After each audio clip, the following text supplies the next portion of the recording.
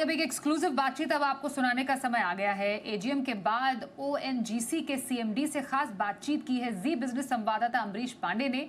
आइए सुनते हैं क्या कहा उन्होंने।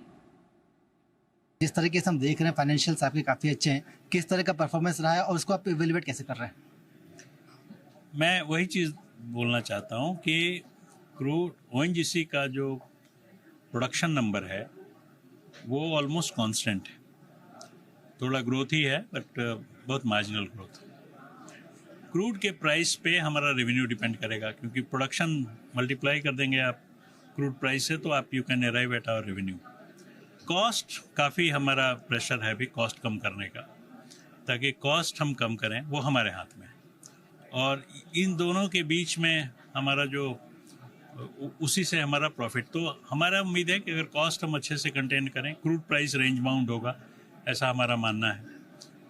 लंबे समय तक मतलब रेंज बाउंड ही रहेगा, तो उस केस में हमारा फिनेंशियल जो हेल्थ है वो अच्छा ही रहने की उम्मीद है। सर, जिस तरीके से ग्लोबल उथल पुथल है, सरकार एनर्जी सिक्योरिटी को लेकर बात कर रही है, टैरिफ्स पे चर्चा लगातार हो रही है, हम कैसे देखते हैं इंडस्ट्री को, भारत के जो पेट्रोलियम या फिर एनर्जी सिक्योरिटी है उसको और ओएनजीसी की भूमिका को? ये जो टैरिफ लगाया है यूएस ने अपने इंपोर्ट पे लगाया है, तो अपने इंपोर्ट पे जो टैरिफ लगाया है हम तो एक्सपोर्ट उनको करते ही नहीं, ऑयल एंड गैस।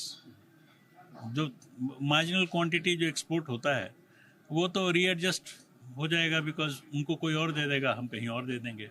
तो मेरे को नहीं लगता कि ऑयल एंड गैस के एक्सपोर्ट पे इंडिया से कोई लॉन्ग टर्म या सब्सटेंटिव कोई इम्पैक्ट आने वाला है।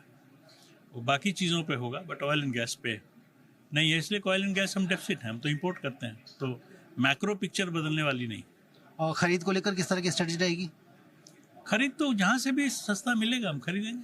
सैंक्शंस का कोई सैंक्शन कहाँ है दुनिया में? कहीं तो सैंक्शन है नहीं, किसी पे कोई सैंक्शन नहीं। ईरान पे सैंक्शन है सिर्फ, और वेनेजुएला पे, बाकी कहाँ सैंक्शन? सर, अगर हम आपके ग्रीन प्रोजेक्ट को देखें तो जिस तरीके से आप रिन्यूएबल और ग्रीन इनिशिएटिव्स ले रहे हैं, उसकी क्या स्थिति है? उसको हम अगले साल भर में किस तरह कि हमने एक साल में 200 मेगावाट से हम 2500 मेगावाट की तरफ आ गए। अब 2500 से हर एक साल में 1500 मेगावाट ऐड करना है, सो डेट हम 2030 तक 10 गीगावाट 10,000 मेगावाट पहुंच जाए। तो ये हमारा प्लान है और हम ऑन कोर्स हैं।